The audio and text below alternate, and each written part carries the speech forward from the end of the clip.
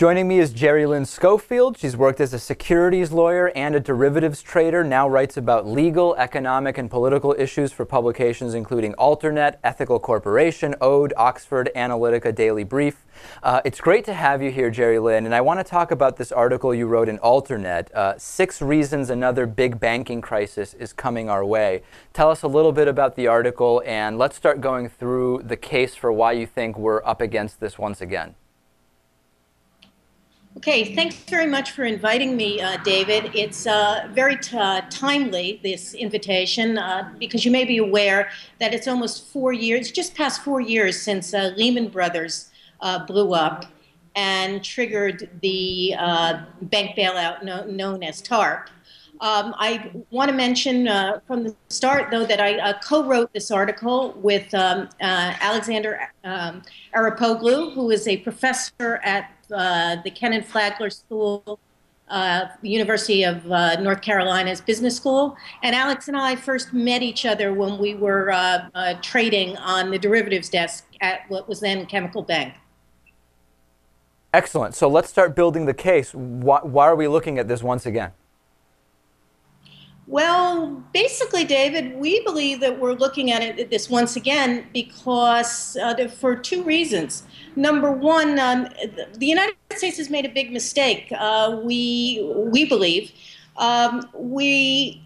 in that nothing's really significantly changed since the bank bailouts, and we're basically doing the same thing, but we're expecting a different result.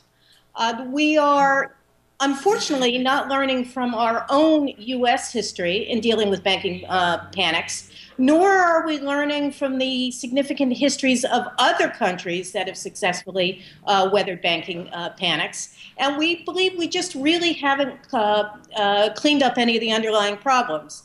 And Alex and I set out 6 reasons and sort of a checklist for why, unfortunately, we think that another big banking crisis is headed our way.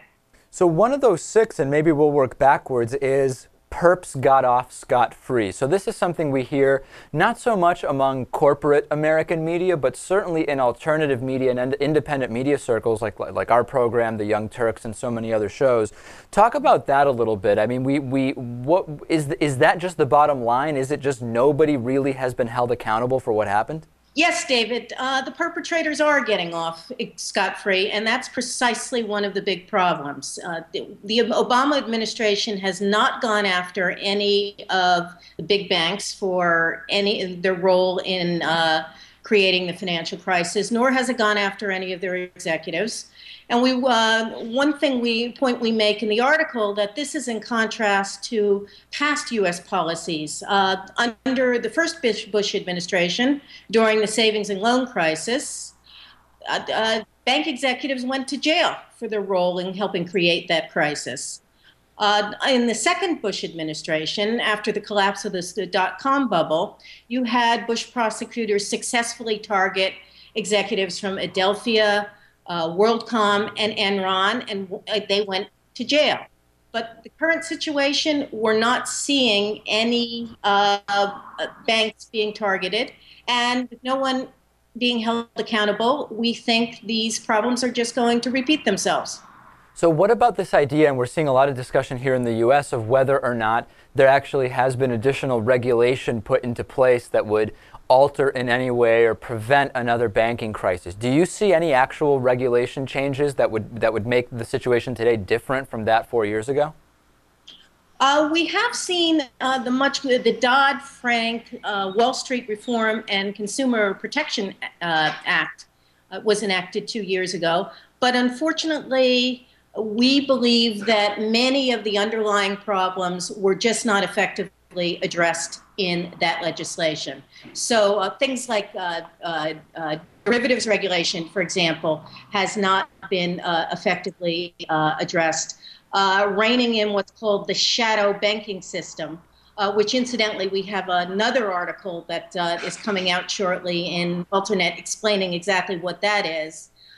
That was not reined in, and we don't believe that effective regulation has been put in place so that We just see these problems as festering, and they're going to come back and bite us again. And let's go kind of working backwards again to the one of 6 points that you cite first in your article, which is too big to fail. Give us a sense of how does too big to fail tie into a banking crisis?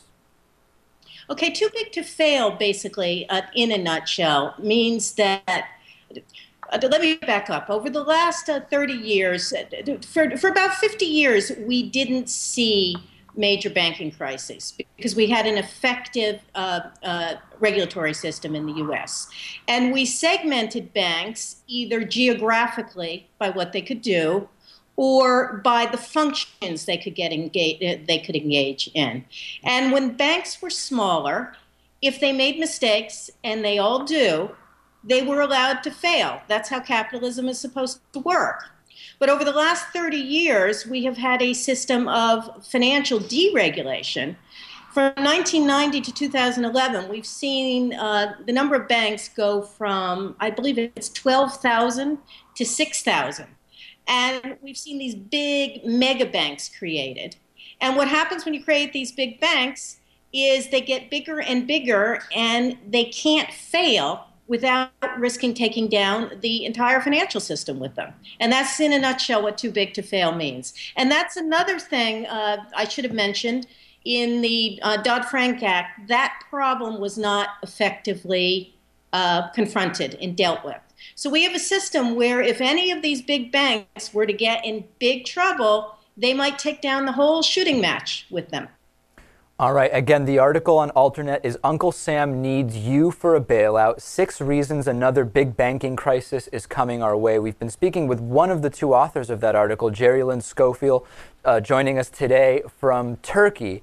Jerri-Lynn, really great to talk to you across such a great distance. I encourage everyone to check out the article and, of course, to check out your upcoming article as well. Thanks so much for joining us today. Thanks very much, David. I very much appreciated having the opportunity to appear on your show and to present Alex and my conclusions on this very, very important topic, especially 4 years, as I mentioned at the start, especially 4 years, almost to the day, since Lehman Brothers triggered the last significant financial crisis.